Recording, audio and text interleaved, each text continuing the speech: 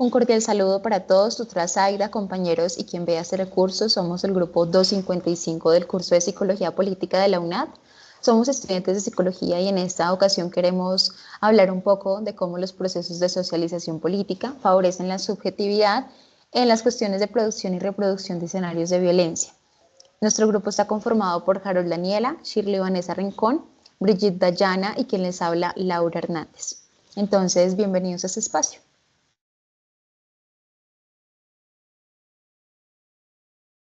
En primera instancia, queremos hablarles un poco y contextualizarlos con relación a lo que es la socialización política. Cuando se habla de este concepto nos referimos a mecanismos de participación que se desarrollan en diferentes escenarios.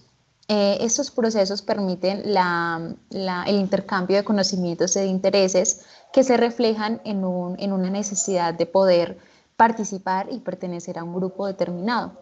De esta manera, la subjetividad política pasa a representar una interacción muy importante, una relación muy importante con la socialización, porque siendo una herramienta muy poderosa desde la psicología política, favorece experiencias desde determinantes de la conducta con relación en diferentes fenómenos. En este caso de la violencia, vemos cómo a partir de diferentes experiencias desde el conflicto armado en Colombia, que es nuestro contexto más cercano, se crean grupos, se crean asociaciones, se crean grupos armados de hecho, que permiten reflejar la necesidad y el interés de una lucha constante.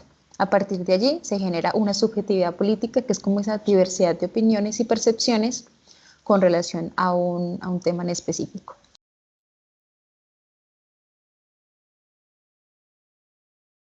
Bueno, es importante mencionar los entornos que constituyen a esa socialización política, como son los entornos familiares, en donde se genera un primer impacto con, con las ideas respecto a la justicia y a la autoridad, así como la escuela, en donde se refuerzan las normas cívicas y los valores de la democracia y el sentido comunitario.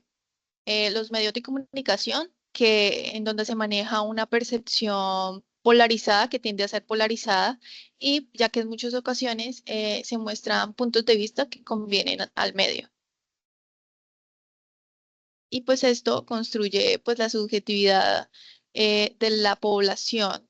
Se construyen las ideas y la ideología en donde se puede desenvolver la persona.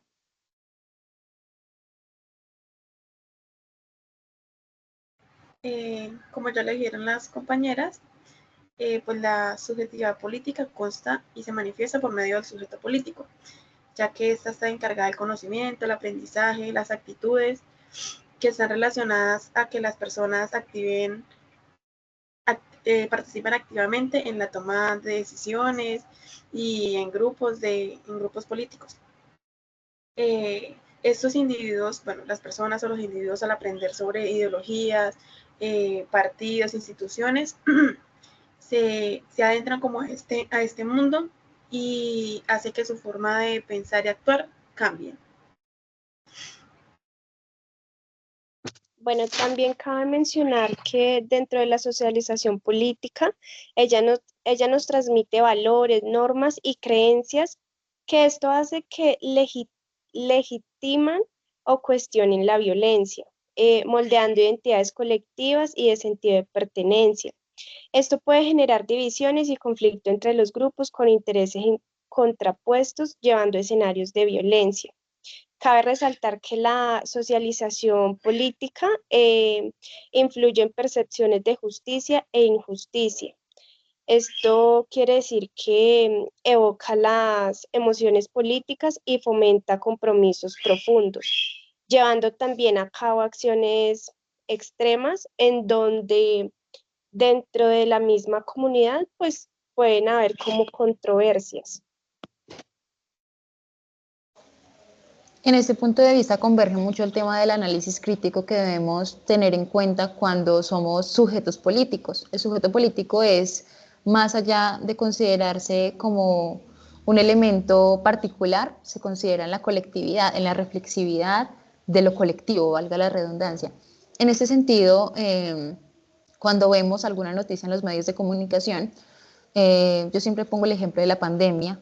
muchos casos no sabemos si eran ciertos. En muchos países ya hay más de tal cantidad de muertos, pero esa cantidad no nos consta y posiblemente solo le constaba al personal sanitario o al personal médico.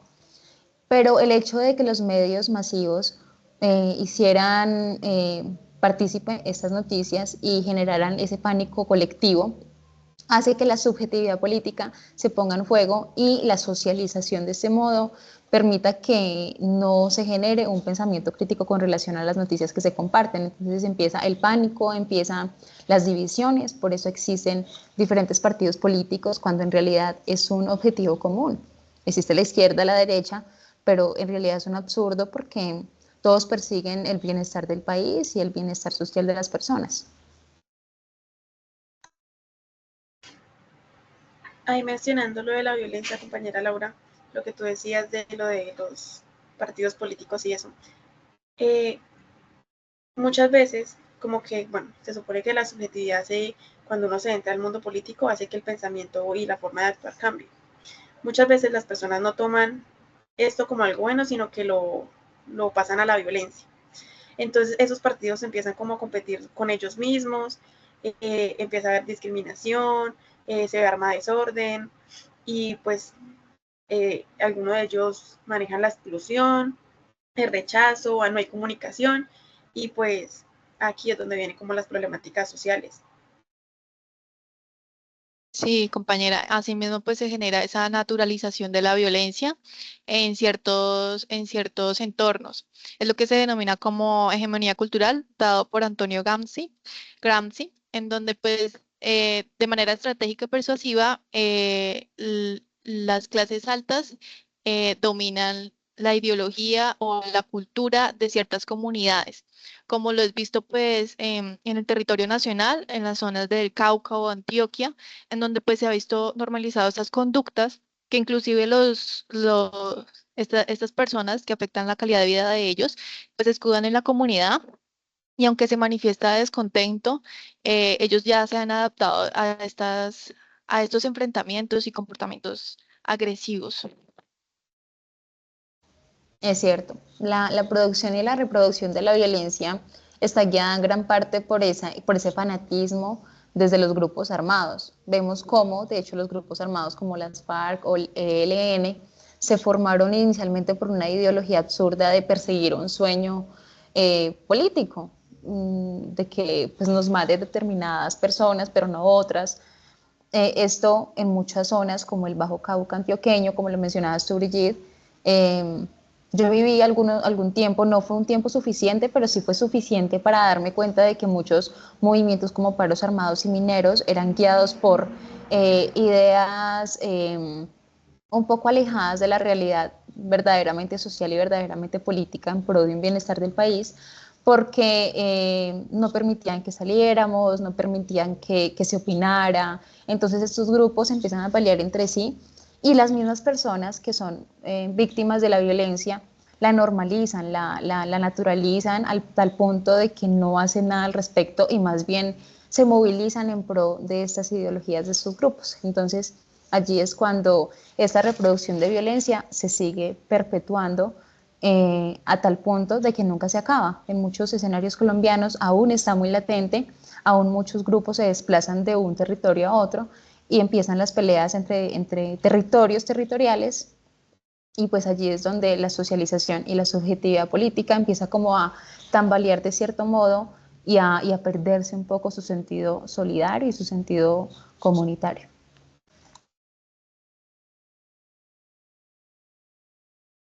Bueno, es importante concluir que las subjetividades muchas veces son algo indefenso, pero tienden a ser una amenaza para ciertos grupos que están muy arraigados a ciertas ideologías. Entonces, es importante diseñar estrategias que, que permitan a las personas como concientizarse de un bienestar más social, no individual.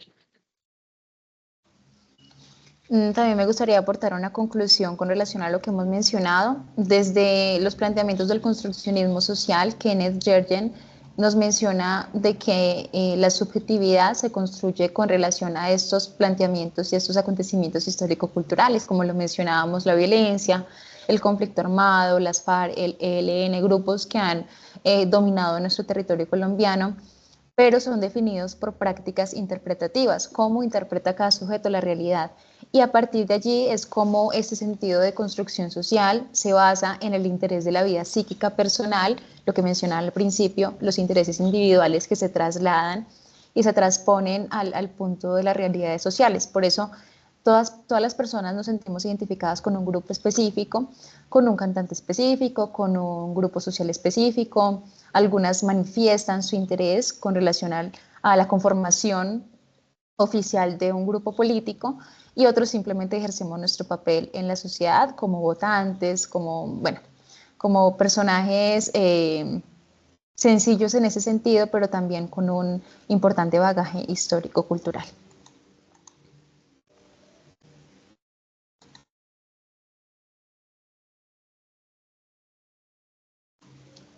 Bueno, no sé si alguna más quiere dar una conclusión o si no, culminamos nuestro encuentro.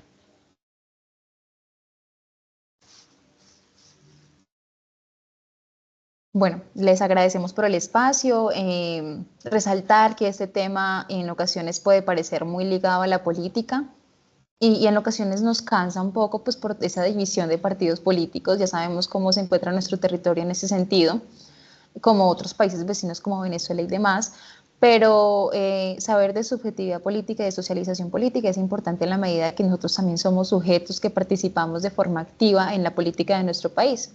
Entonces, los invitamos a seguir indagando en este proceso. Como les decimos, somos estudiantes de psicología. Fue un placer acompañarlos en este espacio. Hasta la próxima.